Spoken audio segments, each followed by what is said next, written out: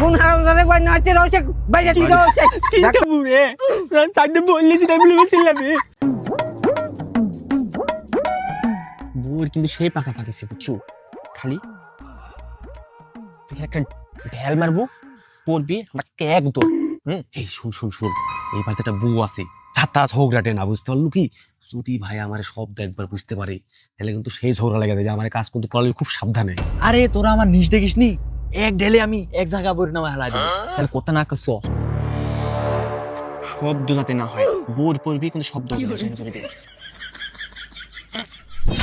নৌকায় বই পড়ে নাকি দেখি আমার হাতের জিনিস এই ভাবে মারিস না বউ বুঝতে পারলে সেই দর দিবি নি। আরে তোর বউয়ের কি করছিস রে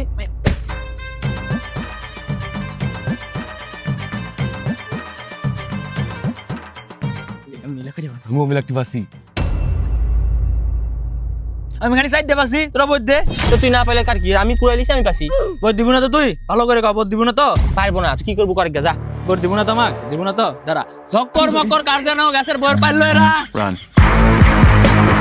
কোন হারামজাদা কই নাচে রইছে বাইরে দিল